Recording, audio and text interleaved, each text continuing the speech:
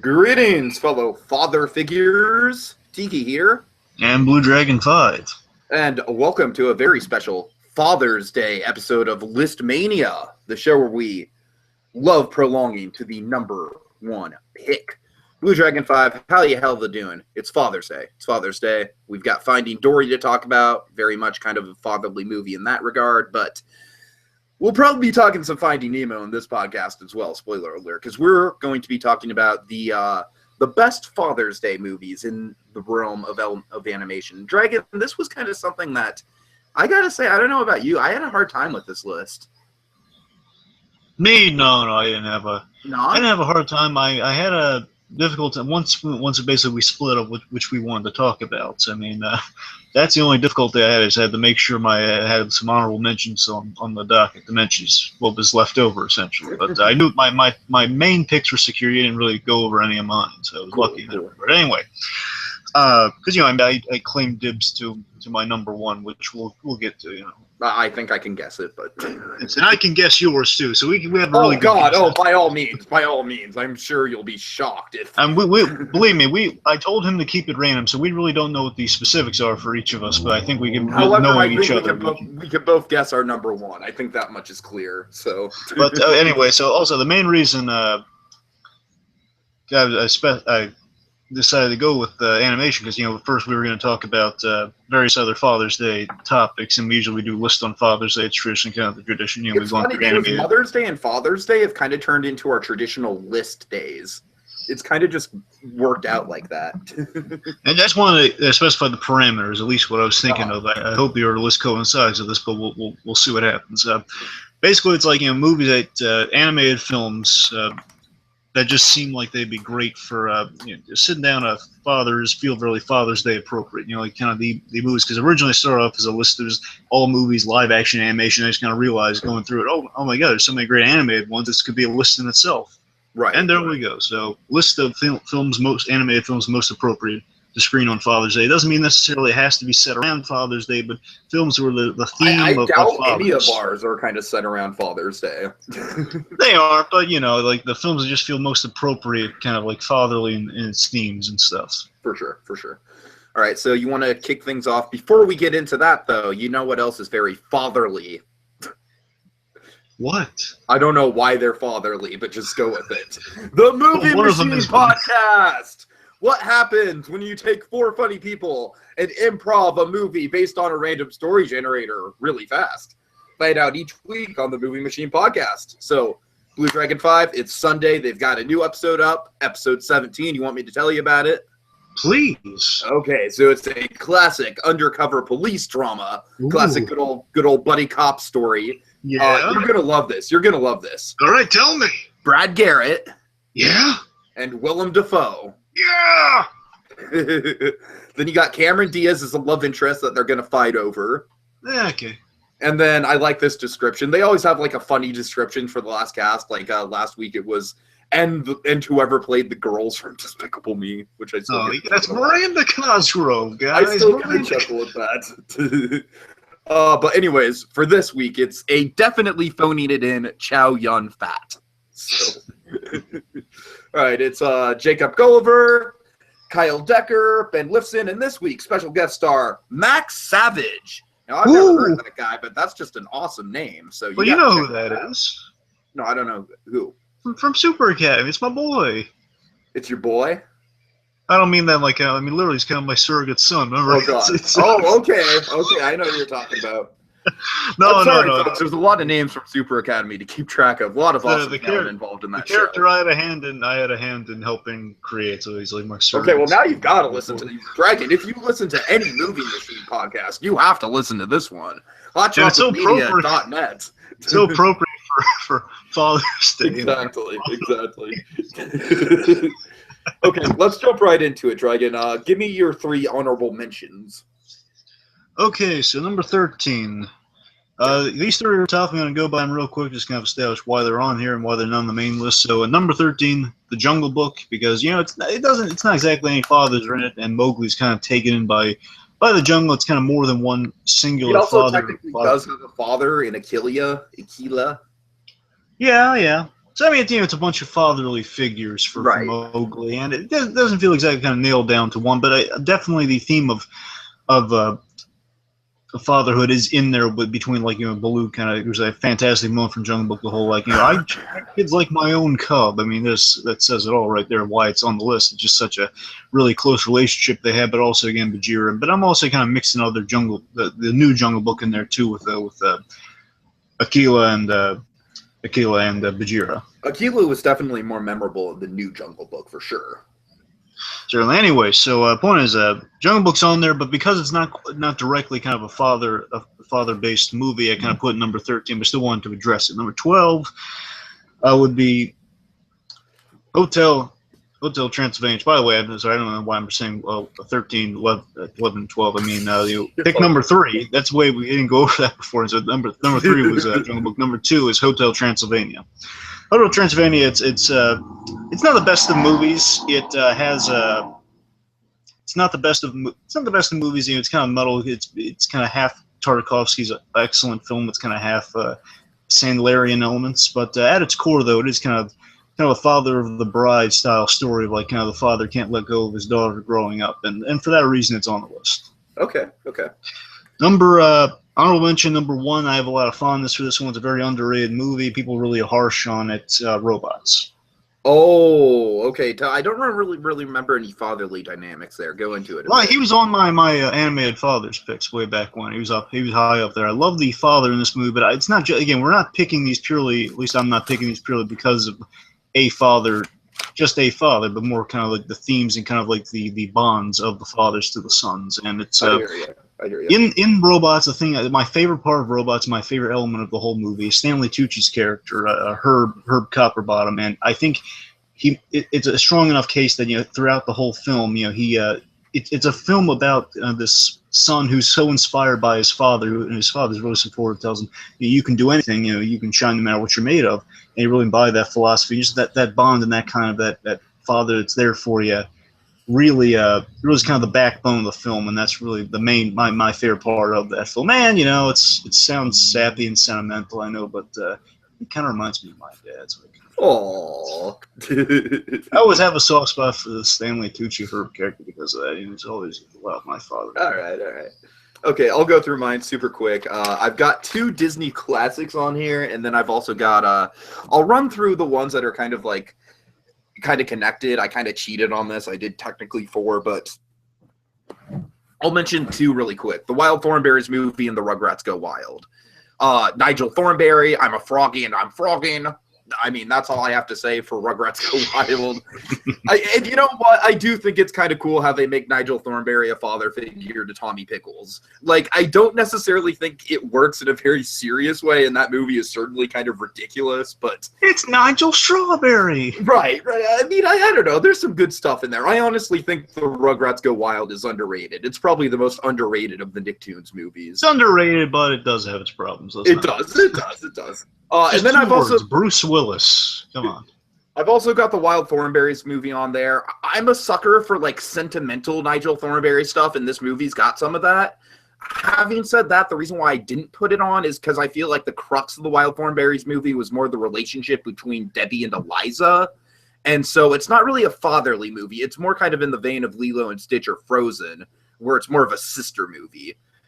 And then, okay, so now for my Disney classics that I have, I've got Bambi on there, BlueDragonFive. The reason I have Bambi as an honorable mention, again, both of my Disney ones I kind of wanted to put on, but I didn't for various reasons. But Bambi is on there just because, obviously, when you think of Bambi, the first thing you think of is, mother, or... You can't see your mother anymore. Bambi's mom, she's dead. Not the little boats. Oh God. Okay. No, let's not go down that rabbit hole. But with Bambi, I just think it's so even as a little kid, I always thought there was a really mystical quality to how you rarely saw the father, but he was always looking over Bambi, and he was always super majestic. And I think the Great Prince of the Forest is one of the more fascinating Disney characters that he hardly gets any screen time, but every time he is on screen, he's really, really powerful. So, And then, of course, the movie ends with him and Bambi kind of like walking alongside each other. Basically, in the Bambi book, him and Bambi and his father are like the only characters that survive. Because that forest fire at the end of the movie, yeah, a lot more casualties. A lot more casualties in the book. Anyways, so The Little Mermaid, I really wanted to put this on there, but I just couldn't justify it over my other picks. King Triton, I mean, what can you say? King Triton, I think, is one of the most down-to-earth Disney dads. I mean, he tries. He can be a little bit overbearing sometimes. He can be kind of a jerk. But I love the design of him. I love the voice work. I just think he's an all-around pretty good character. And you know what? I'll throw in the Sultan from Aladdin as well. I'll just throw him into the mix. Well, wait, so you're melding all the Disney classics into one? And Maurice, fuck it, and Maurice, crazy old Maurice. Yeah, remember, we're not throwing fathers down there. We're kind of doing it for movies. But that's basically what I'm doing. Like, my honorable mention is basically like the iconic Disney dads who they're not themed around movies, but just I really like them as characters and I really like them as fathers. All right, that's fair. So you got the Great Prince of the Forest, you got King Triton, you got crazy old Maurice. Let's throw Zeus in there. Let's throw. We'll get to Mufasa. We'll get to Mufasa on that note. So right. Let's go ahead, BlueDragonFive. What is your number 10? Okay, my number 10 is a movie I saw recently, in fact, on Netflix, thanks to the advent of Netflix. I never would have watched it in theaters because advertising-wise, it did not look good. But it's surprisingly, it's a film really marketed around kind of the bond between a father and a son. It's Mr. Peabody and Sherman. Okay, yeah, I like that. I like that movie. All right. Yeah, I saw that movie. I was amazed that, man, there's actually a lot of good stuff in here. and the dynamic I was really worried about because I heard some people are commenting how weird it is. I gotta tell you, though, it's really touching, just kind of the relationship between this. Basically, it's a story of the. I don't know if it's like this, and I doubt that it's like this in the show because the show is pretty much like a dog informs boy of history. It's really the premise. basically. But adding a little bit of dimension there. I mean, with the dimension in the film, though, they kind of flesh out a little backstory that Peabody, he's your your super intelligent dog who no one questions it. He's smart. He can walk dog. He's pretty much a jack of all trades, which is awesome. And one day he finds this kid abandoned in an alley, and he takes him and he legally adopts him. Again, he's a very studious dog. He's got he has law degrees and everything. He goes through the process to adopt this boy, and he teaches him. And it's a very, very interesting relationship. Ty Burrell's really excellent in the role. I mean, the whole film is on the crux of where kind of the line between dog and owner kind of sees there. I mean, it's not just like a boy and his dog. It's really kind of a father and his son, and kind of the dog realizing, I've distanced myself in this because throughout the whole film, it's like he's really kind of trying to separate. He's trying to make the transition a little natural, but he's always kept the distance. Like he's always told him to call him Mr. Peabody instead of Dad. Right. By then, really this moving thing where over Which time. I think is really fascinating because that's a deep way to kind of think about the cartoon, where one of the famous lines is like the cartoon. It's like the kid was always like, "Well, gee willikers, Mr. Peabody." He'd always refer to him as Mr. Peabody. So again, adds just the summarize it again. I don't want to just go through the whole movie, but because maybe one day, maybe again, DreamWorks also slacks off in the commentary, so maybe one day we'll talk about this one. I would be down to do a DreamWorks month at some point. We can talk about that later, or just randomly just talk about it. There's that option too. Sure. But anyway, point is, just to round out my thoughts, and just again, by the end, it's like Peabody he realizes that this kid really means a lot to him. And, he is his son. He really needs to acknowledge that. He can't just close him off or limit him or just kind of underestimate him. He really just kind of has to accept he needs to let the emotion and he needs to let the fact this kid means the world to me and he'd do anything to protect this kid. It's just kind of a parent realizing just how much losing sight of himself, but then by the end finding out it's a touching story, but it's recent, and again it's a little out there, so I put it in. All right, fair enough. Okay, my number 10, I honestly would not have put this on the list if it wasn't for real world circumstances, and it's just like it's impossible for me to look at this movie without looking at it through this context. Oh boy. Got to do All Dogs Go to Heaven. I got to tell you, when I heard, I knew, again, it was out of sequence, folks. I had no idea what his order was, but before he tells you about it, I just want to mention, I was so impressed by that pick, Tiki. It was like, I never would have called it as such an X. I understand completely why that is a brilliant I pick. gotta do it. I gotta do it. Tell him why. Tell him why, Tiki. Okay, it's hard to tell. We've done a podcast about it in the past. It's one of the best podcasts we've ever done. Well, skirt by the gory details. Sure. Judith Barcy, she is the iconic voice actress who played Anne-Marie in All Dogs Go to Heaven, and more notably, more iconically, Ducky from The Land Before Time. But suffice to say, her dad was a royal piece of shit, definitely like the epitome of a terrible father who would not be celebrated at Father's Day whatsoever. And very terrible human being. Yeah, and let's just say, without getting into details, her life was cut tragically short. Yes. And with All Dogs Go to Heaven, like, basically the base reason to put it on the list is just like, oh, it's Anne-Marie and Charlie, and, you know, Charlie's kind of like a father figure to this little orphan girl. You know, it's pretty standard stuff. You know what I mean? It's like, without the added knowledge of the Judith Barcy stuff going on behind the scenes, I really wouldn't have considered it. Having said that, we all know the story. We all know that when Judith Barcy was recording the dialogue for this movie was when she was going through the roughest patch with her father. And she would use the studio and she would use the recording and everything like that to basically be like a home away, you know, basically be like her real home, like a salvation for her. Which you gotta imagine, on some level, in the performance, strengthened. Absolutely. The bond between her and Charlie in the movie, which made that all the more meaningful. In light of a really bad father-daughter dynamic, you have kind of a fantastic, really touching, really moving kind of a girl and her dog story. So, like I said, I don't necessarily think All Dogs Go to Heaven is Don Bluth's best movie or anything like that. I'd reserve that for either Secret of NIMH or Land Before Time. And I definitely think Judith Barcy's crowning achievement was her voice acting in The Land Before Time. But having said that, with this pick, I just think, like I said, I think it's pretty standard, like, father figure type stuff. I don't necessarily think there's anything too flashy about the story, but what's going on behind the scenes, like Dragon said, like, just how it would influence her performance, it crushes you, but at the same time, I feel like it's a tragically uplifting story, if that makes any sense in the world. I don't know. Well, I just want to point out how funny it is that both of our number 10 picks were kind of our surrogate kind of fathers as dogs. Okay, well, go ahead. What's your number? Just kind of notice that, like, Mr. Right.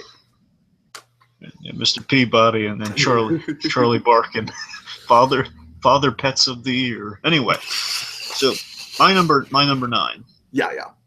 Number 9 is Meet the Robinsons. Okay. I don't really remember much fatherly dynamics here, so maybe fill me in. I haven't seen it in quite some time. Well, again, it's underrated, Tig. It's a good one. This is right when John Lasseter. I remember watching it when it first came out in theaters and really liking it, but for some reason I just never came back to it. Yeah, this was right when John Lasseter kind of had a hand in things at this point. Like, he was kind of weighing the water until he kind of brought back the Princess thing the following year. So this is when John Lasseter did have hands in this movie, which I think shows, and it is a quality CG movie by Disney, which, you know, Chicken Little did not do any justice for him. Oh. My point is, Meet the Robinsons. Essentially, it's a big old kind of love letter to William Joyce. I believe he did the original story for that, if I'm not mistaken. Point is, you can tell the look of the whole movie is based on Bill Joyce. And it's really stunning. And basically, at first it seems like it's just a kid and another kid that go to the future, and it's really awesome. It kind of meets his wacky family again. It's a simple kids book. It's a lot of fun. But what's really great about it is that there's the big twist. So, folks, this is a spoiler. Okay. I remember the twist. I remember it. You don't have to spell it out. So, well, I mean, just point is the big twist. Can I just spoil it? Or? I guess so. Yeah, it is a pretty massive spoiler that just popped in my head. But yeah. Do you think I should spoil it or not? The twist involves a father figure that you wouldn't expect. Let's just put it that way. My point is, okay, fine. Without spoiling it, it's. I don't know, because I feel like it's a movie that more people should watch. You know what I mean, and have that in context. So. Okay, my point is, without spoiling, I'll say this: it's a story between these two kids that go to the future, and you can find out the reasons for the trip back in time by our main kid. It's really motivated by his father, and you have this. It really holds up on the real edge because you have this whole new understanding of why he went back in time and why he's really seeking he was seeking this trip and kind of what he learns from this and why he really feels compelled to bring this kid to the future. Basically, again, it really holds up in the rewatch. That's why it's kind of it's kind of down there. Again, it's not primarily fatherly based, but again, it's like mainly on rewatch capability. There's a lot more meaning attached to a lot of it, and it's a good movie in general too. Just that's mainly why. And I do love the actor that plays the father in the movie. It's great, Tom Selleck. All right, number 9 for me, Monkey. This is for you, Box Trolls. You know, me and Monkey never did get around to recording the podcast. I thought you never did. We never did. We never did. And now you never will because Monkey's dead. No, he's not dead. Don't say that. He's dead to us. He's not here, is he? No, he's not dead to us. Don't say that. I love you, Monkey. I love you. Well, then tell him the show is Simeon Face. All right. But so the Box Trolls, I don't have much to say about this. It's low on my list because I've only seen the movie once. I do remember one of the primary, it's all about adoptive fatherhood. That's really kind of the primary focus of the movie. And keep in mind, like, when in keeping the movie, I kind of did like father figure, I did adopted father, I did stepfather. You know, I kind of tried to have a gambit of different fatherly figures. And I think with the Box Trolls, you know, it's interesting because not only do you have the whole concept of a stepfather or a father who raised you as an orphan or whatever, but you have it where in the context of he's a freaking troll and he teaches his son, who's a human, to be a troll.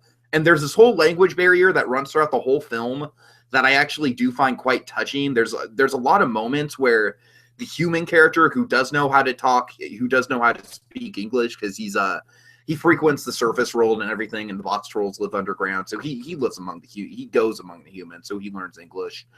But basically, there's this whole language barrier that's kind of heartbreaking, and there's definitely some really emotional things in this movie regarding the father-son relationship. Don't have too much to say about it because I've only seen it once, but there you go. Mostly put it on for Monkey. All right, great. Yeah, so my number 8. Extremely goofy movie.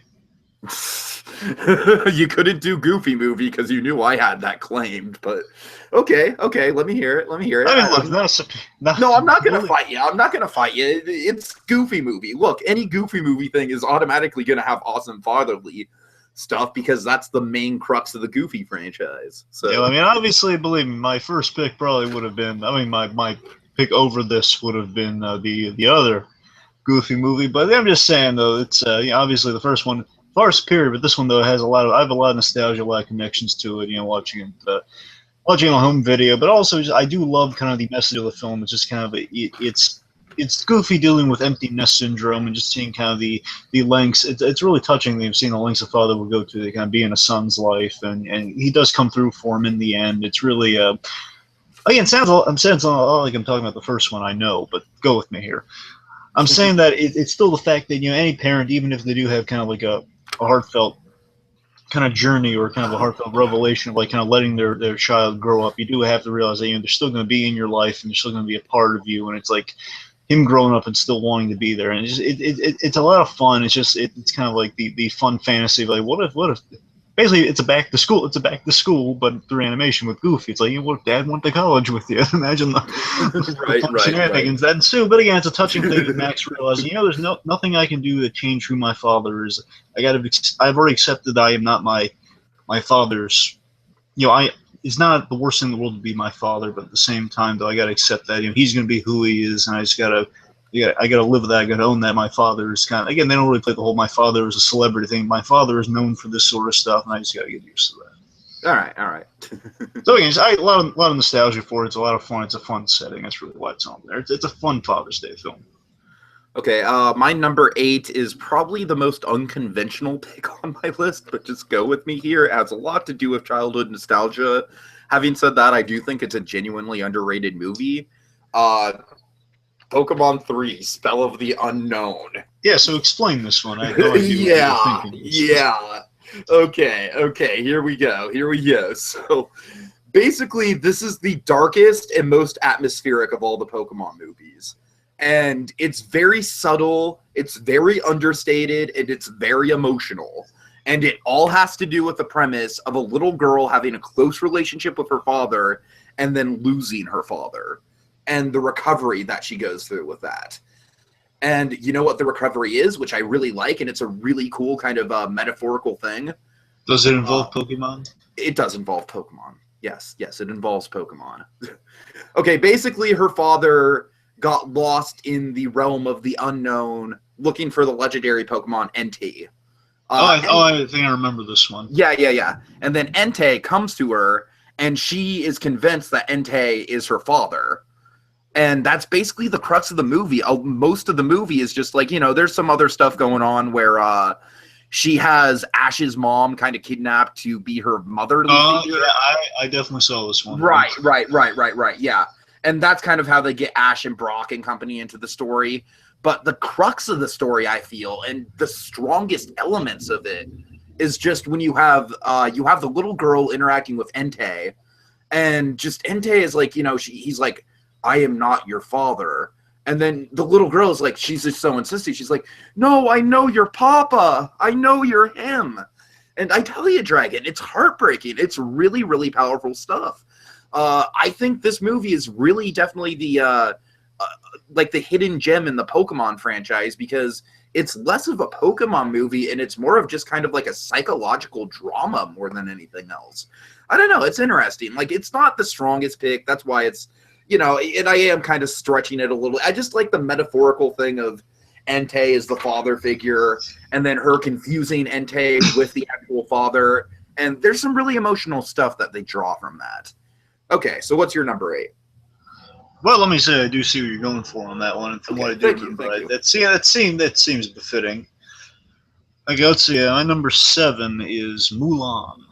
Ooh, that's a good one. All right. So Mulan, I mean, my God, Mulan has just such has a moving premise. It really does. It's such a great premise that this girl, this girl, she's trying to be very honorable to her family, to her father especially, because she has a lot of love for her father. And her father, he's been through a war already. He's got a limp. You can see he's in no shape to go back in the battle, but he's been called up for service. And basically, they didn't have the thing back in old China, back in ancient China, where you would there's like an age limit. It'd be like there's no age restrictions. Like 8. They're not looking for young men. They're looking for anyone who bears names, as long as they're not a girl, they can go in the battle. And unfortunately, Mulan's father, he's called up to duty. He's going to serve. Whether it's the family knows it's going to kill him, and again, Mulan she pleads with the guy to stop. Like, please don't recruit my father. He's already fought in a war. And it's like, it's this ultimate. They see the shame on the father's face and the embarrassment, but at the same time, she just really wants to make up for that through the film. So it's a film motivated by family, motivated by a daughter's devotion to her father, and again, it's all out of love. And you see her. There's this great moment where Mulan is watching her father kind of get back in the shape room. He's playing with the sword. He's kind of seeing if he's still got his old moves. And he falls, and she can tell. Oh my God! It's like this. It's so wonderfully shot. By the way, let's remember one of the guys behind this film did Lilo and Stitch, so you got a lot of really good family. Yeah. So Lilo and Stitch, the true sister movie of Disney. No, but seriously, it's such like a moment where she sees. She makes that visual recognition that, oh my God, my father will die if he goes in this war. I cannot let that happen. I treasure him too much, and she has this really brave choice for me. She cuts her. And by the way, I love this. Is rewatching a little clip of the movie before we went on here. I just wanted to remind myself of it. Where when she leaves and the father kind of realizes, and you see him he's running out in the rain, and he falls into the mud. He's like so desperate to see his daughter not die. It's really compelling. Right. It's really compelling drama. But then there's this great line where he says, the mother says to her father, you have to go after her, or she'll be dead. And then he says, well, if I expose her, then she will be dead. Because remember, Mulan almost got beheaded in that movie, folks. If she was to find out that the punishment is being beheaded, let's not forget that moment. So I mean, it's but again, the moment that steals it all, and the reason it's just such a great Father's Day movie is that end scene. It embodies the whole purpose of the movie. In case you forget, it's like some people would say that. The middle chunk of that movie is a lot of comedy of like, oh, it's kind of like an 80s movie. She's pretending to be a guy. Don't get me wrong, that's good, that's fine. But of course, there's a lot of great action, a lot of great character development. Her getting buddy with the three warriors that we do love. Mhm. But still, it all boils down to that great heartfelt ending where she basically she shows her father great honor. The sword she used to save the day with the Emperor's crest on. He just throws those down and says, "You are my greatest gift." Just hugs his daughter, and it's so beautiful. Yeah, it really is. Overall, it's just such a great reason for a film. You understand completely why our character's doing this. You just see it's all for this bond between father and daughter. And like in the beginning, she's trying to make herself prim and proper in the honor of the family. He's like, I don't care about that. I just care you're my daughter. He's always been really straightforward in his love for his daughter. He's never kind of held that. He's never been like, you have to earn my love. You have my love. You just don't do anything crazy. Don't get yourself killed. And that's all he cares about. It really is compelling kind of family drama in the midst of kind of this big bombastic and we're off to save China movie. No, I agree. It's like, yeah, it's definitely a huge war movie, but especially in the first act and the third act, you got a lot of tender moments in there. Good choice. Again, it's the excellent premise for a movie. I will always give them on that premise. The premise for that movie is just so powerful and so at its core that you have to make a story based on that. Mm. Okay, so my number 7 pick, I had number 8 was Pokemon. I'm going to go ahead and do another TV-based movie, and I got to admit, I do think the strength of this movie does kind of rely on the fact that we're attached to these characters as an audience. We've been with these characters for a long time, and in the case of Chucky and Chaz from the Rugrats in Paris movie, we've seen seasons of these two being a team, being a duo, and we've seen the heartbreaking Mother's Day episode where, we learn a little bit about Chucky's mother, and a big push with this movie was Chucky is getting a mommy. I mean, some people would say this movie was so good they really should have ended it there. That is the argument. This movie is definitely, the one thing I have against it is I think this movie has more potty humor than any other Nickelodeon movie because I literally counted it. That's because during Nicktoons movie month. But, how many jokes was it? Dude, I forget. All I know is that it was above the second place, which was Jimmy Neutron, by 20. Oh wait, you mean that was a running gag through all of Nicktoons movies? Yeah, that was a running gag. Yeah, it was the crude humor counter. Oh god. yeah, it was delightful. But anyway, so okay, so what can I say about Rugrats in Paris? There's a lot of tender movie moments with Chucky. Of course, you got the iconic scene at the end where Chucky bursts in through the church. Yells, "No!" His first word. Chucky said his first word. You hear that, Vader? That's how you do a no. Would you stop riding Vader about the no? I will never stop riding Vader about the no. Just specify which no. The original, the 2003 no is okay. I don't like either of them, and it's 2005. Fine, sorry.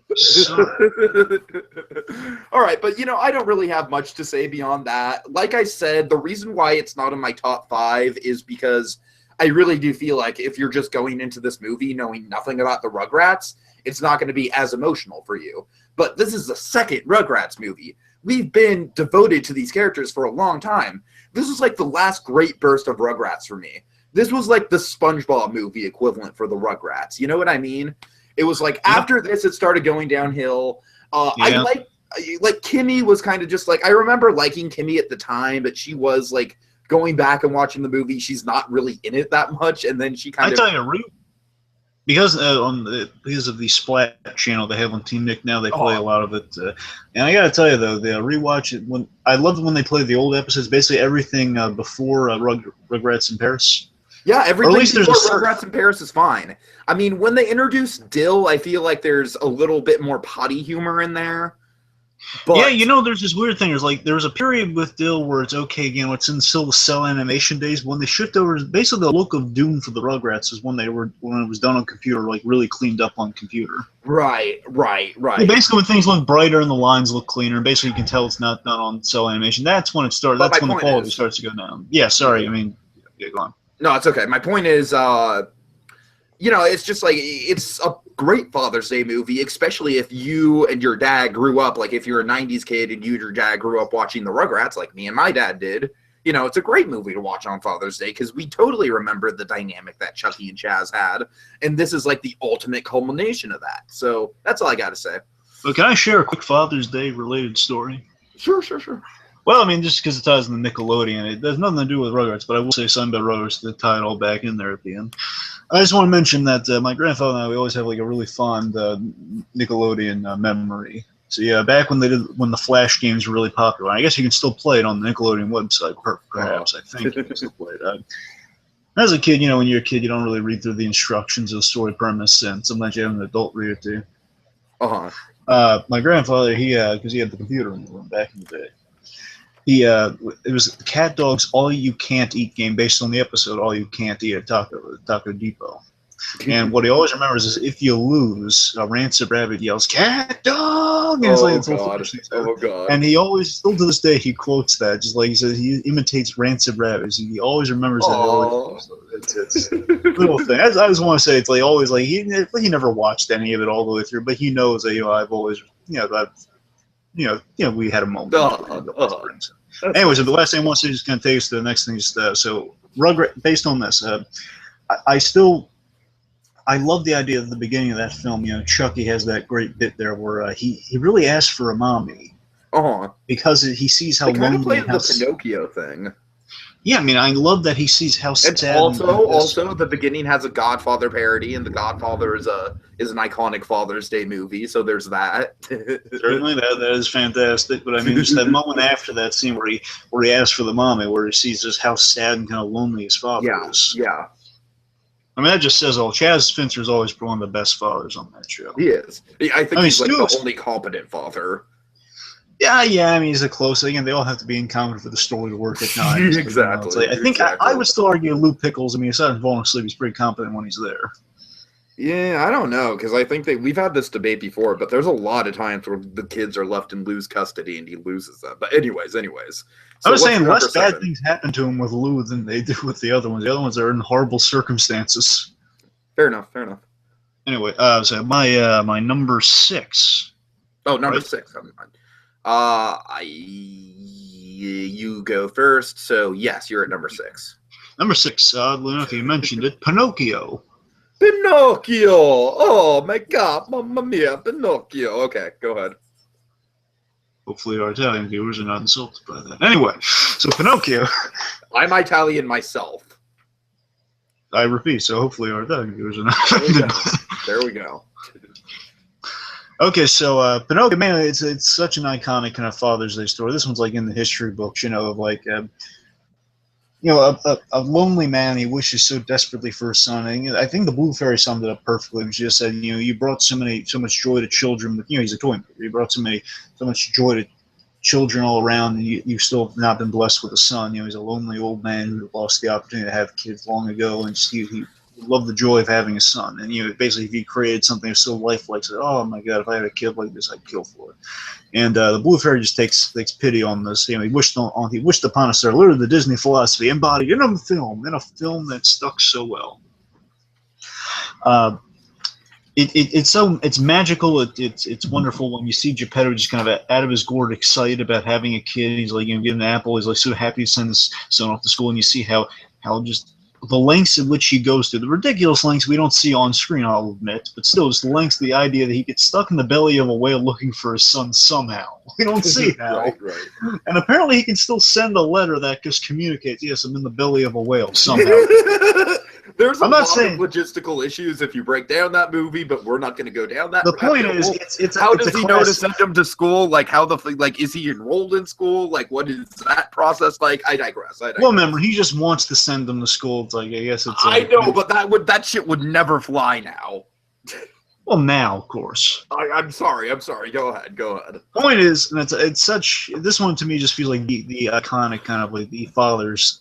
The son's love for his father is what made Pinocchio a real boy after all, and that's just it's such a moving tale of a boy kind of faltering like any ordinary kid. But at the core of it, no matter what bad behavior, what kind of wrong path Pinocchio goes down, it always circles back to kind of what sends him to be real boys. Like just be it. Just be a kid. Just be who you are. And as long as you still love your father at the end of the day. It's always just kind of that. that simple message of being just still, be civil to the guy who gave you life. All right. Having honoring, it's not just honoring the father, it's just having love in your heart for someone. Again, he's going down to the ocean floor looking for his father. Again, it's a reverse of another famous film about fathers and sons, but we'll get there. All right. So my number 6 is a movie that I would not have watched if not for BlueDragonFive wanting to do a commentary on it. That's right. I'm talking about Kronk's New Groove. Oh yeah.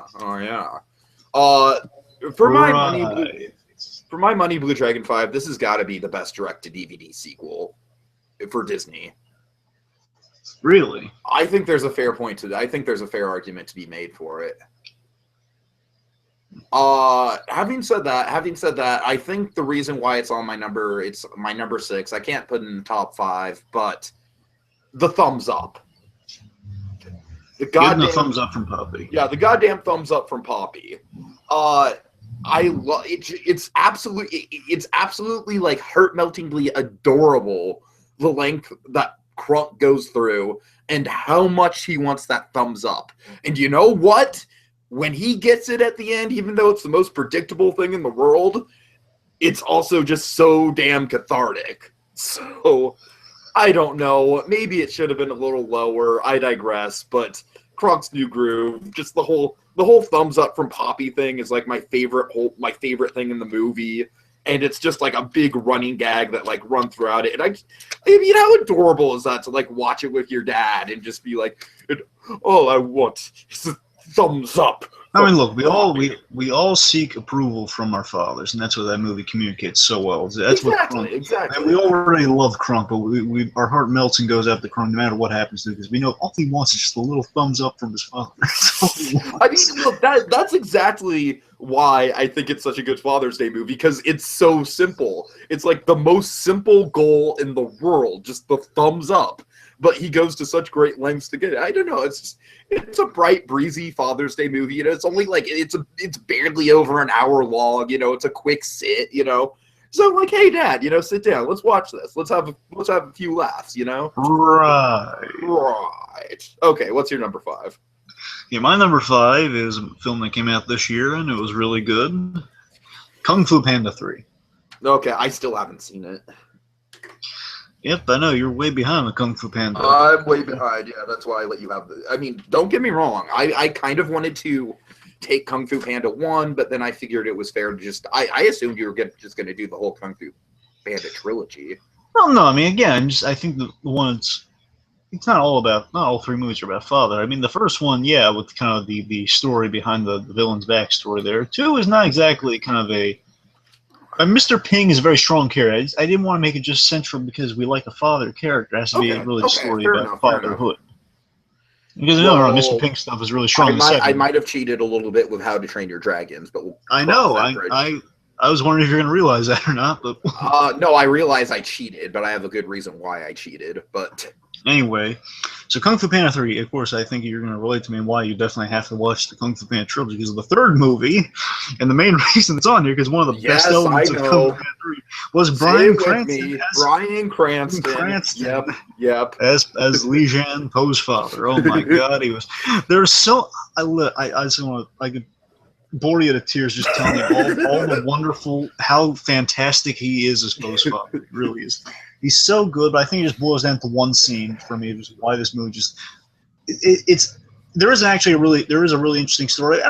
It might be. I need to rewatch the movie to really get a sense of like how well it's told, because I remember the good memories of like experiencing it for the first time. So I got to really break it down and analyze it, I guess. But the story really, one of the main stories in that film is kind of the old, the old father versus new father, the adoptive father versus the birth father. Right. And that's a really good premise for a story. If you want to remember it, I thought it was well told. They don't spend too much time on it. It's there though. It's there through the whole film. It's like Mr. Ping doesn't like Po's new father because he's extremely jealous.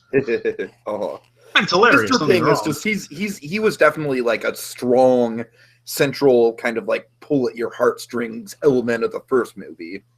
Yeah, I mean, no, Mr. Ping he's even better in the sequel. Mr. Ping's always great. That's the thing. Mr. Ping is just such a Fantastic character. And in the third one, he still delivers. James Holland just at his best here. And again, it's such a great comedic premise of like he's really jealous of Poe's birth father because again, he's taking him away from his son. He's literally taking him to a panda village. That's the premise of the movie. So literally, Mr. Penny stows away to come along and see what's going on. Anyway, but Bryan Cranston though he really makes the film. He's the main reason for that fatherly thing of like it's a son.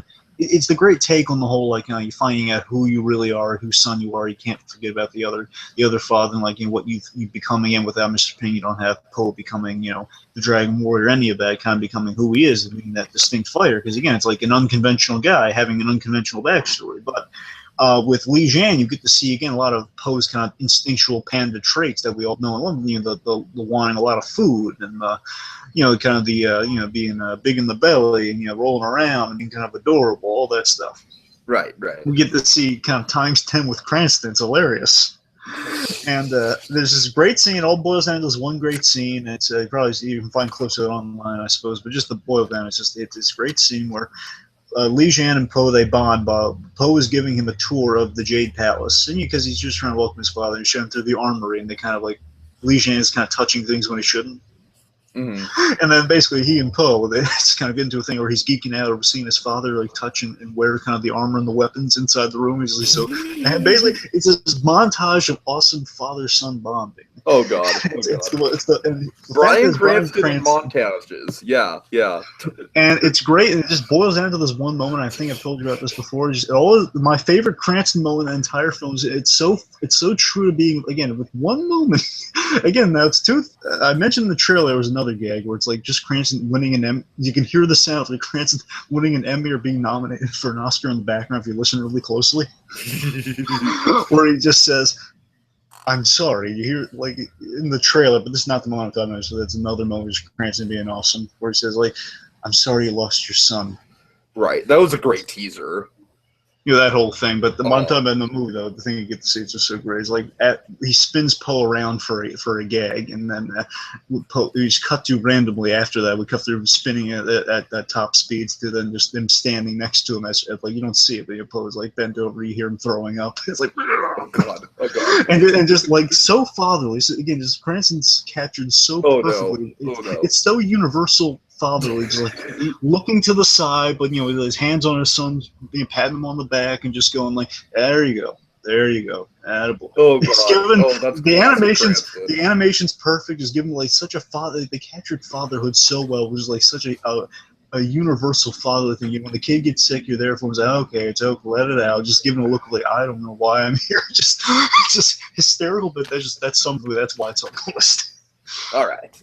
So good. He's so great in it. All right. So my number 5, I don't have a ton to say about this one, but I had to put it in the top 5 just because of how emotionally resonant this film is. Wow, we're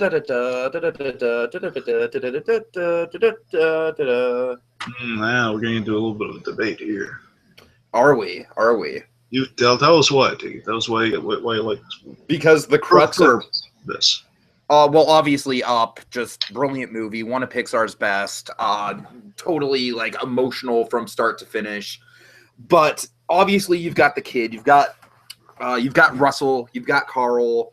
Carl is a bitter man who one of the reasons why he is bitter is that he never got to have children. Keep in mind, that's not the reason, but it's one of the big reasons. And it's kind of like, it's almost like a groundbreaking thing in Pixar when they had that, just those quick couple of shots of like, hey, we're going to have a baby. And then like them sitting in the hospital room and then her outside contemplating to herself. It's just like, it tells us all we need to know. It tells us all we need to know about the situation without getting into explicit detail about it. Point is, Carl's bitter. He's probably bitter maybe because he doesn't have anyone to pass on to. He's got all these memories of Carl and Ellie. He's got all these memories of them being adventurers together and all that.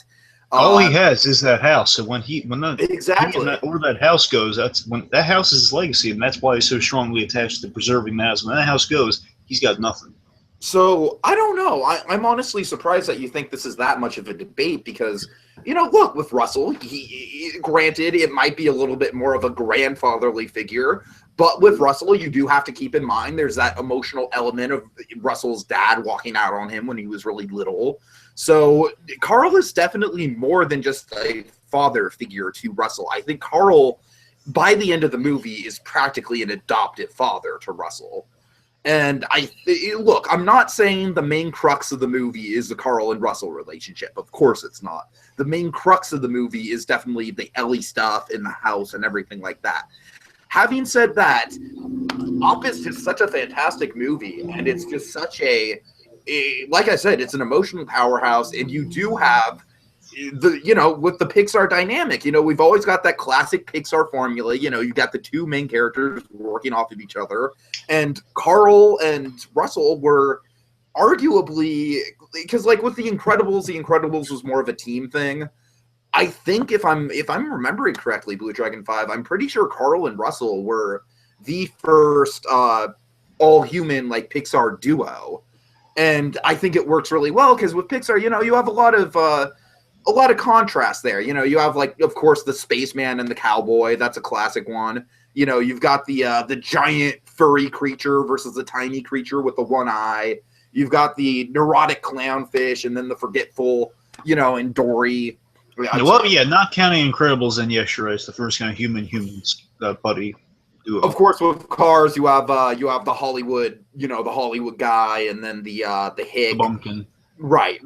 But with this, it's definitely the first Pixar characters, and I think it's perfect. I think it fits right in line with Pixar's philosophy of the two main characters, because it's a man at the end of his life and a child at the beginning of his life, and there's a lot of good stuff there. Like I said, it's number 5 because it's not primarily about fatherhood, but I can't put it out of the top 5 because it's just such a damn good movie, and there's so much stuff to latch onto. So, okay. Well, here's why I didn't fight you for this one, Tiki. And here's why I didn't put it on my list, because it's not that it's a bad choice. So you highlighted some excellent reasons. I'll give you that. But here's my thing. I'm at odds with it in a debate in myself on this one. It said, on one level, and what they were going for and what they achieved so beautifully is that the film, it shows great reverence for kind of your grandparents, for the respect for senior citizens, and especially it's supposed to emotionally make you feel for grandparents, which again, grandfatherly thing is definitely in there. It's achieved so well. To a point on that side, I want to put on this list. Tiki there? He might be. I'm just going to go on.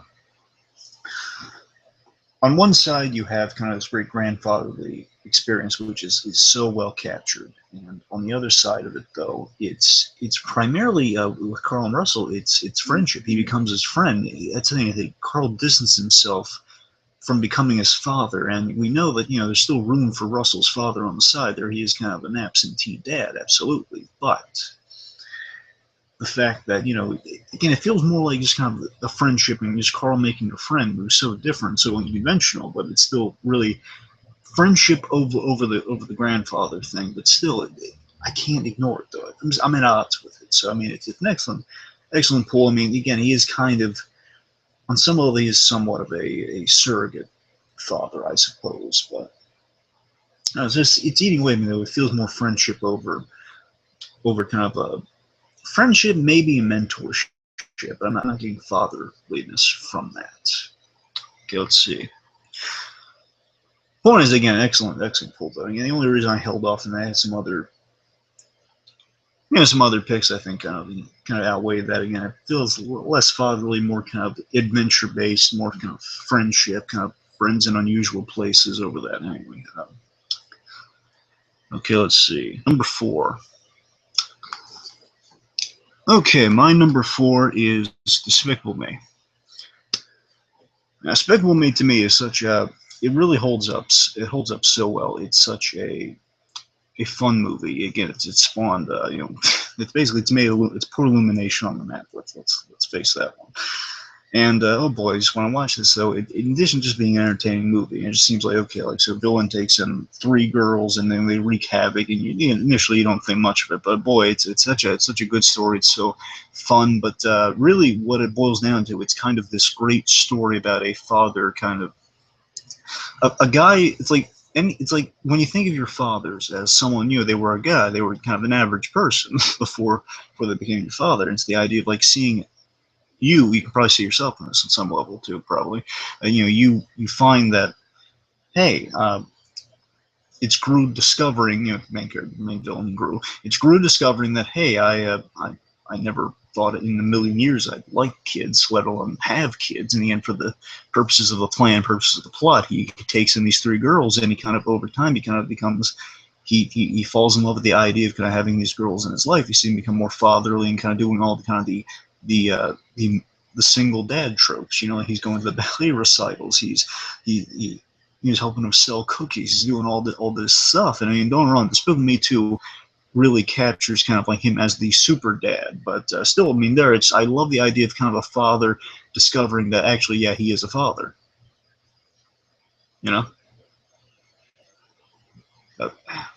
Sorry, one second. So I thought I saw something, a little technical thing. It's not important.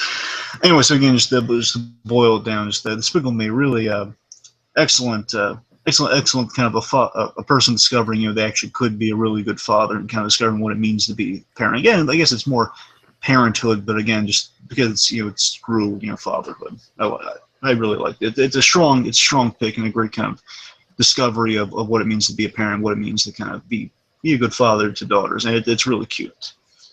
Okay, sorry about that. My internet just randomly cut out, but yeah. You just got through number 5, right? Number 4. Oh, you're number 4. You're number 4. Okay, gotcha.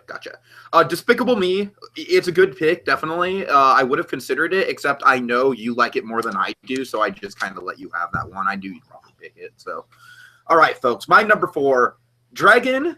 I'm guessing this might have been one that you maybe had a hard time giving up. I'm guessing. No, not really. The Lego movie. I put it on there. So is this one of those situations a lot like Up, where for me, what resonates me about this movie is more so the thematic ties that this movie has and less so the fact that it's a fatherly movie in general?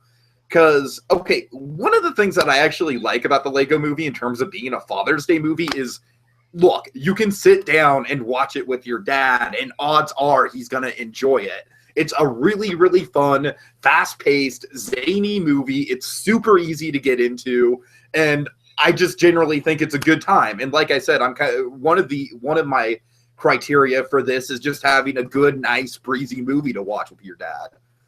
And that's kind of one of the criteria I have. Having said that, BlueDragonFive, you know the reason why this is on the list, and that's the last act twist. I think, again, this isn't like a Meet the Robinsons situation where not a lot of people have seen this movie. Most people know. The last act twist is that throughout the whole movie, this little kid has been playing with his father's collection of Legos, and his father very much treats Legos as like kind of like a display, like an antique, something not to be messed with. You get that great metaphor with President Business.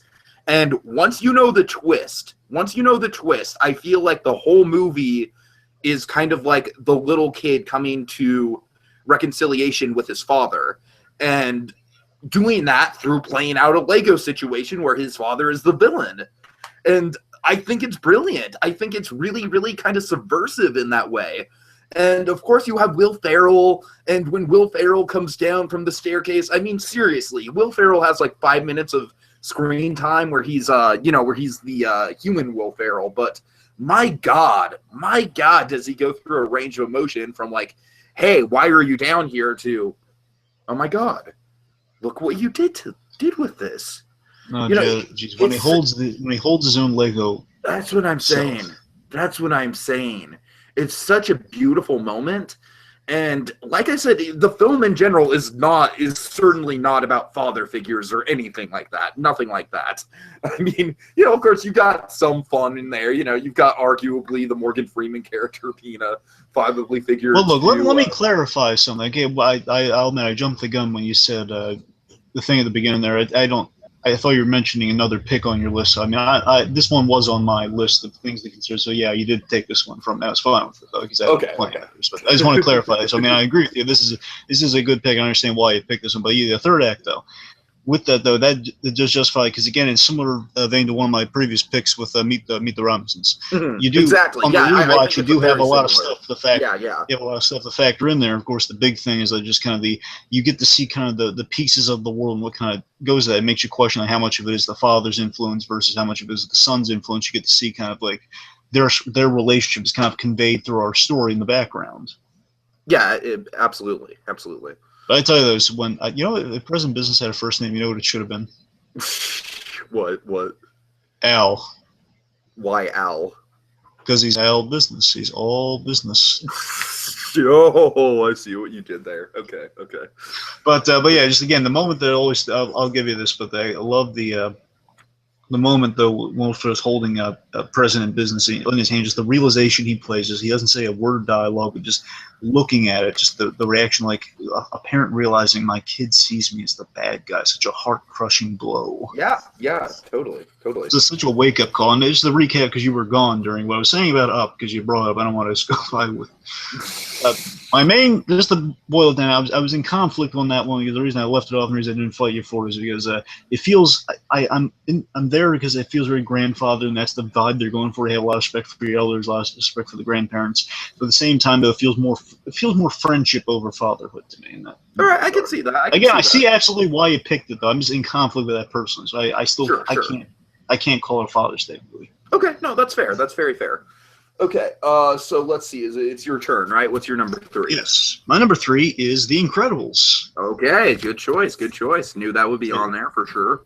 Yep. So The Incredibles, oh boy, this film, again, a similar vein to what I was saying about this film, which we also kind of, I don't know if you heard, but in a similar vein to The Despicable Me, it's kind of getting to know your father before they became a father. And that's what that movie's all about. I really love that, because the Bob Parr character, I love his character in that film, getting to know him, getting to see kind of this idea he wanted to settle down, but now he can't even. It's really kind of wearing on him in the beginning of the movie, of like seeing he used to live such an exciting single life. And it's not that he dislikes his kids at all, not in the slightest. It's just that the kids aren't allowed to express themselves, which means in some way he's not able to live vicariously through them, which is just crushing him even more. And Bob Parr is such an interesting character, and getting to know this guy had lived such a vivacious, awesome life. He was Superman, essentially. The guy was Superman. Right. And now it's just kind of, it's like, what if like Clark Kent couldn't even like use his heat vision, like to heat up like the microwave pizza or something? Just like, what if it's basically you get to see kind of, it's like getting to know your father and getting like to know all the dimension of your parent that you don't see. And I'm sure like my father, he loves The Incredibles also. I mean, again, he's a fan of the superhero films, but before he really got into it with Iron Man, basically Iron Man was his big kind of gateway thing before he had reverence for Superman. But this is the movie though, so I do have a lot of personal connection to this one also. My father, he adored this film.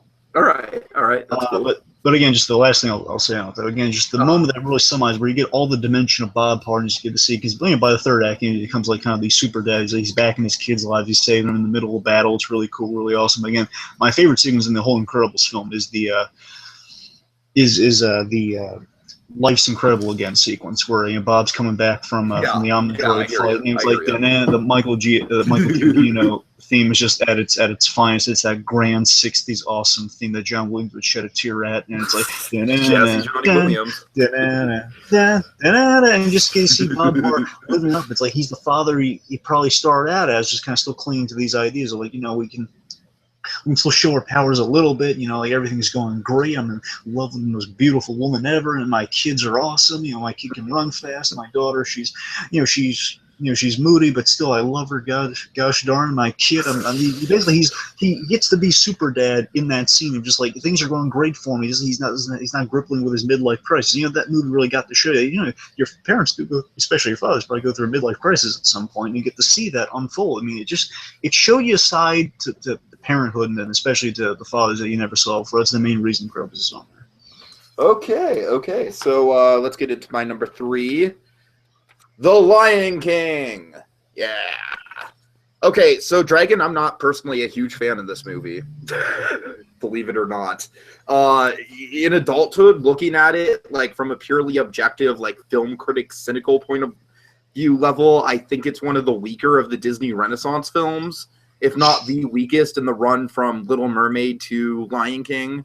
It's not. I can agree with you to a large extent there. It's not my favorite, and I do think it's good, but I do think it's not as strong as everyone makes it out to be.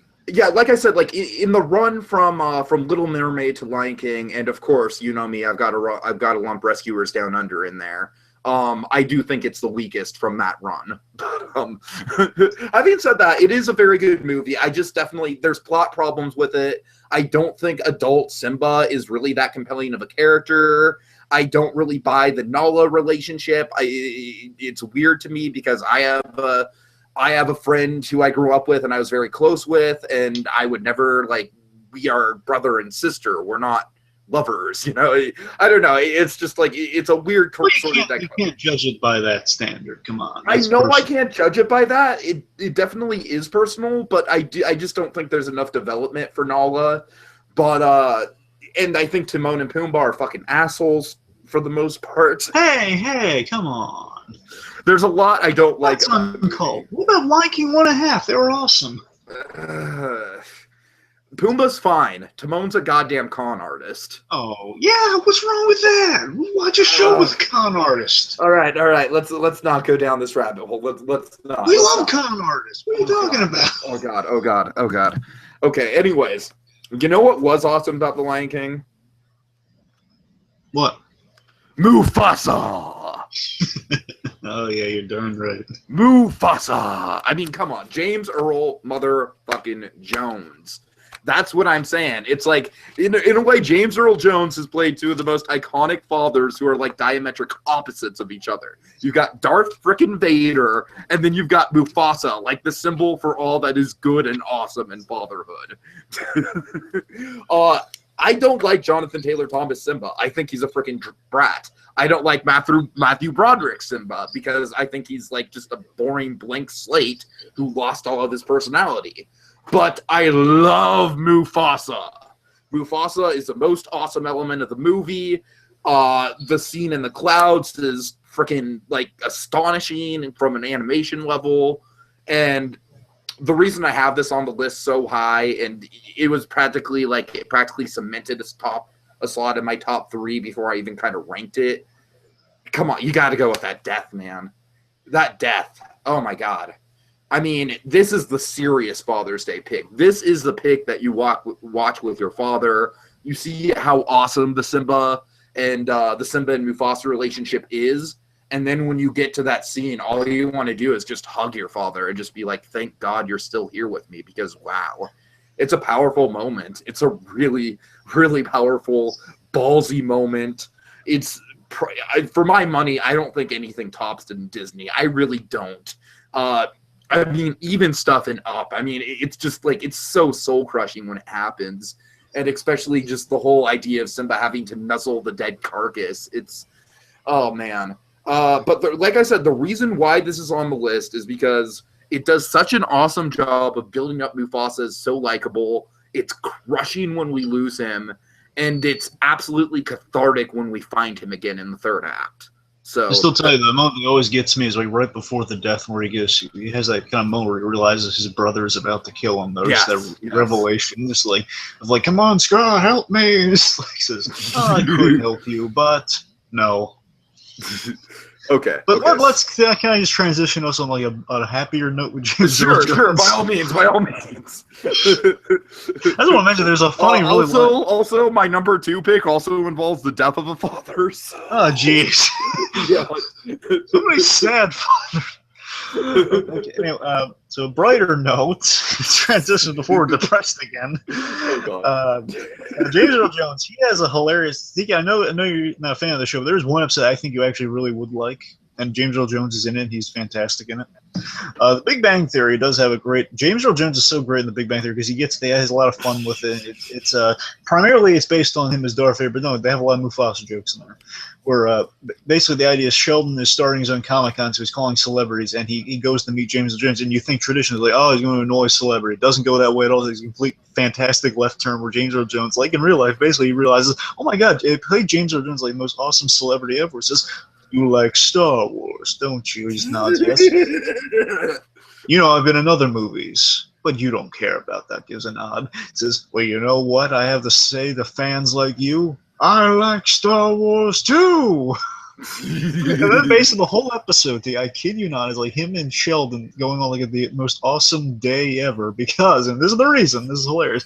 Basically, he bonds with Sheldon. He's like so nice to him. He's sharing all the classic stories with her, James Earl Jones. They're having a night on the town. It's awesome. The reason they're having a night on the town is because he says, "Why don't you and we go on a night on the town? I got a Lion King residual check burning a hole in my pocket." Oh God! I'm not gonna spoil some of the other. Seriously, that's the one episode. Check it out, all right? Just look into it. I'll make a note of it, friend. Even if it's like just a compilation of all the James Earl Jones moments or something. The whole episode's good because just the other guys are getting tickets for comedy. A lot of paranoia, a lot of fun gags in there, but still, it's real fun. Just James Earl Jones is such a consummate performer. He did act the heck out of that movie. He was so great. Okay. Transition to happier Father's Day stuff. So, number 2, and this for me actually, for my mind, is probably, in my opinion, the best of the direct-to-video sequels. Okay. Aladdin, King of Thieves. All right, fair enough. So I just Aladdin, don't have that much nostalgia for it. I've only seen it a couple times. It is so good. I can't recommend it enough. It's Aladdin and the King of Thieves is the third in the Aladdin trilogy. 2 is really unimpressive, but 3 though, 3 is like, that's when Rob Williams is funny because I have the nostalgia for 2 and not 3, so. I mean, look, 3, Robin Williams comes back for 3, and you have this, the animation's improved, and you also have Lumiere as the bad guy, essentially. Right. And he's a really awesome bad guy, too. Basically, it's reference in the first Aladdin movie. Alibaba had those 40 thieves, and the movie is about the King of Thieves and his 40 followers. Uh-huh. And point is, it's a really cool idea. It's the idea that is, in fact, Aladdin's father. And it's basically Aladdin meeting his father, and his father is played so wonderfully by John Rhys Davies. Solo himself. Oh, yes, yeah. And he's so good. And point is, it's a really fun movie.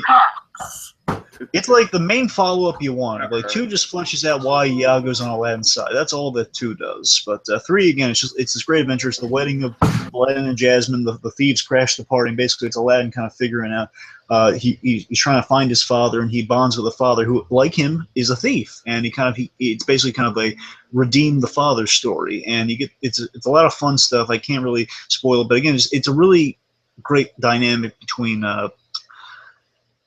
Aladdin and his father here, and it's really great. I mean, there's some, but again, worry of betrayal in there. You get to see that Aladdin's father is still a really decent guy. He's a really lovable guy. He's really cool too, because he's like the leader of the King of Thieves, and people always try to usurp his power, and it's not to be messed with. And there's a really excellent thing with Robin Williams has a song where he's singing about, like, it's basically this. I put this on the list, and it's not a number 1 spot for obvious reasons, but it's number 2 mainly for this sequence, because this is the most Father's Day centric Disney scene you've ever seen. Because it's Robin Williams singing a song called, and you can look it up on YouTube, I suppose, called As Father and Son. No, I definitely remember that song for sure. That is one of the things. That Father's Day centric thing you've ever seen in Disney. The genie from Aladdin singing about, basically fathers and sons bonding, all the father tropes like little babies on your knees, and you're throwing them basketballs, and you're sleeping on the comfy couch. It's an adorable song, and there's so many cool bits. Seriously, folks, I would argue any day of the week this is the best of the Disney direct-to-video sequels, because it holds up well. It's a good sequel to the original, and it's a lot of fun, a lot of really cool stuff, and really good voice cast, like good acting, good action. It's a lot of fun. Okay. So again, the theme of fatherhood, like redeeming your father and getting to know him and knowing where you come from and being able to change who your father is, it's really nice. All right. So my number 2 pick, I definitely cheated on. I knew I cheated on it when I put it on the list, but cheater. How to Train Your Dragon, the series, as in 1 and 2 combined. I know. What can I say? Stoic is arguably the greatest animated father we've ever seen. Arguably. He is so dynamic. He is so multidimensional. He is such a tragic character. He is so relatable and yet frustrating at the same time in the original How to Train Your Dragon, where you're just like, come on, man, come on, just wake up. Dragons are fun, but at the same time, you absolutely understand where you're coming from. And Gerard Butler just gives such a freaking understated and, oh, man. This character, folks, I think How to Train Your Dragon, the series in general, granted, the second one maybe a little bit more based on motherhood. However, you know what, BlueDragonFive? I'm just going to totally cheat and just say, like, let's call it How to Train Your Dragon 1, and then Stoic's death and How to Train Your Dragon 2. Well, now you spoiled it for folks that haven't seen the movie. Well, Tiki, you know the TV series is still going on, so there is a chance some people might not know yet. I'm sorry. But all I have to say about that, let's just call it the death, is it's Mufasa for a new generation. No, I'm being dead serious when I say that. It is as brutal. It's brutal, but it's not as iconic, though. Come on. I think it has the potential to be as iconic as time goes on, because I think people are going to look. How to Train Your Dragon 2 it made a lot of money, but it was a little bit of a disappointment at the box office. I think the How to Train Your Dragon series in general is arguably maybe the most well-respected franchise that DreamWorks has. That and Kung Fu Panda. I'll give you Kung Fu Panda as well. But while Megamind's my favorite DreamWorks film, I will concede How to Train Your Dragon is probably the best films they have. Right, and I definitely think they're the most well-respected on an artistic level for sure. Whereas like Kung Fu Panda, everyone acknowledges, yeah, they're super fun movies. They're really enjoyable. My camera's like focusing weird. Yeah. Anyways, but you understand what I'm saying. But yeah. I'm mostly going to give this to How to Train Your Dragon 1, just because Stoic is such a dynamic character. But then again, How to Train Your Dragon 2, it's got some awesome moments in it. It's got that whole family reunion scene. It's got, don't be stoic. It's got stoic. I mean, oh God, to me, it's impossible to examine the character of Stoic and the relationship he has with his son without taking both movies into consideration, because I think both movies complement each other so damn well. He's such a good character. He's right up there with Mufasa, but I would say he's a lot more well-rounded and a lot more multi-dimensional than Mufasa was. Whereas Mufasa basically was just like, he's awesome. You know what I mean? That's basically what Mufasa came down to. But with Stoic is awesome, but the reason why we love the guy is because he's flawed. I mean, his dragon's called Skull Crusher. You don't get much cooler than that. I don't know. I hope I'm justifying myself. To me, it's just like his arc in the first movie, and then transitioning that into his arc in the second movie, and him coming around to the dragons and the family reunion, and then ultimately how his arc ends. Like I said, it's nearly impossible for me to look at that arc is just like two movies. To me, that is like one very, very, very compelling story arc, one singular story arc told throughout what feels honestly like almost like a part one and a part two of a movie. Well, I'll admit, thinking about it, I think I found a way that kind of justifies kind of like a film about themes of fatherhood and stuff. Because when you think about it, basically, I just can't pick one over the other. That's why I cheated, because Stoic is just such an awesome character, I'm saying you look at the first How to Train Your Dragon movie specifically, and I think the theme of fatherhood is in that one. Because remember, Hiccup's doing all of this to impress his father. At its core, it's impressing his father and kind of being in conflict with his father constantly. It's like what lengths we go to kind of, in a similar vein, the Krunksnug group kind of get the thumbs up from Poppy and get the thumbs up from Stoic, get the two Viking thumbs up. But much more emotional than Krunksnug Groove. Krunksnug Groove is basically just kind of like this is like the epic you sit and watch with your dad. You know what I mean? This is like, okay, we're gonna laugh, we're gonna cry, we're gonna have some feels, we're gonna have some triumphant moments. Just sit down, have the 2-part How to Train Your Dragon saga. That's a Father's Day for me. That is a Father's Day. Remember, Stoic's at his most interesting in the first movie, though, because the first movie is going through all the conflicting emotions. Like it's a realistic kind of father kind of dealing with a kid who's not like anyone else. I agree, but I do think I'm sorry. I do think they did a good job of transitioning him in the second movie, and it's seamless. I mean, again, it's still a good progression. So I'm saying he has mostly the biggest. He has all the changes and all the shades. All right, fair enough. He's going through all this. He's a process how to raise a kid I don't understand how to raise this kid, and all that stuff. And again, it's like in butting heads of the son. Again, first one is kind of primarily kind of jettisoned and move forward through again the theme of father, like kind of a father trying son trying to impress his father, and father trying to understand his son. It's coursing through the backbone of that movie. So I would say first one probably justified on that pick for you. So maybe it's not as much of a cheat as you think. Okay. All right, Anyway. Dragon, since I need to get a little bit of time in to eat my dinner between shows, let's speed up this number one reveal because we obviously know what each other's number one is. So we both love both of these movies, so let's just talk about them together. On the count of three, say the other's pick, all right? You ready? One, two. Okay. Yeah, say the other's pick. All right, ready? 1, 2, 3. A Goofy movie. Finding Nemo. Yep, a Goofy movie. It's got to be a Goofy movie. There's no question about it. It has to be. I didn't even bother putting that one on my list because I knew you were going to take it. I was circling that like a fucking vulture. Oh man. No, and I specified I needed to make sure after you seeing Doris that we're going to make sure I misspecify dibs on Nemo. Exactly. Dibs on Nemo. And I would argue, again, Marlon to me is the best animated father figure. Fair enough. He's strong. Goofy movie, I honestly don't have a lot to say that I haven't said already.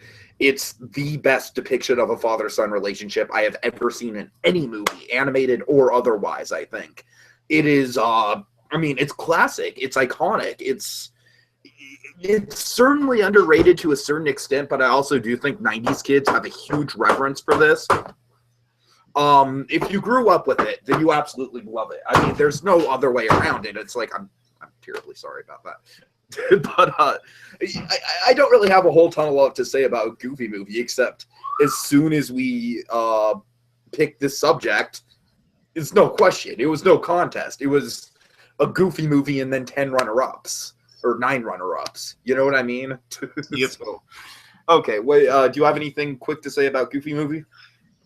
About Goofy movie is an excellent film. Again, pretty much we've aired all our thoughts on that previous right discussion. Which it is a really good film. And again, I think it's the perfect movie about fatherhood. I really do. I would say again, if I had the option, it would be probably number 3 on my list if I had to put on the option. Okay. Again, it's really, you're right. It'd be number 2 or number 3. It's really good. It really does summarize kind of a great kind of father-son bonding adventure. A lot of nostalgia for it too. I mean, I'm with you 100%. Pretty much everything you said. I'll echo that. Yeah, it's a really good film. Again, get to know Goofy and kind of again the interesting thing of Max having Goofy as a father. It's like a thought you never had. Like, oh my God, if I had Goofy as my father, it'd be awesome. But no, you have a fear you're going to turn into Goofy, which is not the best thing in the world. Okay.